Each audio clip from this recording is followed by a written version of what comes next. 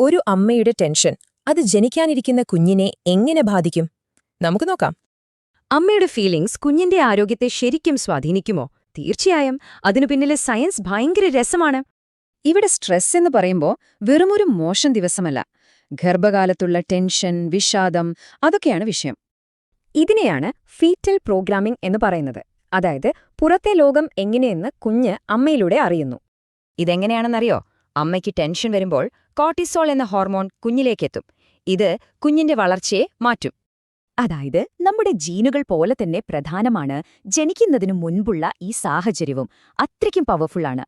പക്ഷേ ഇവിടെ ഒരു പ്രശ്നമുണ്ട്. ടെൻഷനുള്ള ലോകത്തേക്ക് വരാൻ തയ്യാറെടുത്ത കുഞ്ഞ് നല്ല ശാന്തമായൊരിടത്ത് ജനിച്ചാലോ? ഈയൊരു മിസ്മാച്ച് ഭാവിയിൽ മാനസികമായും ശാരീരികമായും പല പ്രശ്നങ്ങളുണ്ടാക്കാൻ സാധ്യതയുണ്ട്. രണ്ടിലും. ഉദാഹരണത്തിന്, കുഞ്ഞിന്റെ സ്ട്രെസ്സിനോട് പ്രതികരിക്കാനുള്ള സിസ്റ്റം തന്നെ മാറിപ്പോകാം. ചെറിയ കാര്യങ്ങൾക്ക് പോലും ടെൻഷനാകും. അതുപോലെ ഓർമ്മയ്ക്കും വികാരങ്ങൾക്കും പ്രധാനപ്പെട്ട ബ്രെയിനിലെ ചില ഭാഗങ്ങൾക്കും മാറ്റങ്ങൾ വരാം. അപ്പോ ഇതൊക്കെ ഇങ്ങനെ തന്നെ ആയിരിക്കുമോ? ഒരിക്കലും അല്ല. ഈ പ്രോഗ്രാമിംഗ് നമ്മുടെ വിധിയൊന്നും അല്ല. ഇവിടെയാണ് പ്രതീക്ഷ. ശരിയായ പിന്തുണ കിട്ടിയാൽ അമ്മയുടെയും കുഞ്ഞിന്റെയും ആരോഗ്യം നമുക്ക് സംരക്ഷിക്കാൻ പറ്റും.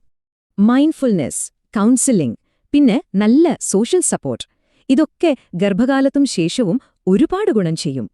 അമ്മയുടെ മാനസികാരോഗ്യത്തിന് സപ്പോർട്ട് കൊടുക്കുന്നത് ഒരുതരം പ്രിവെന്റീവ് മെഡിസിൻ തന്നെയാണ്, വരും തലമുറകൾക്ക് വേണ്ടി.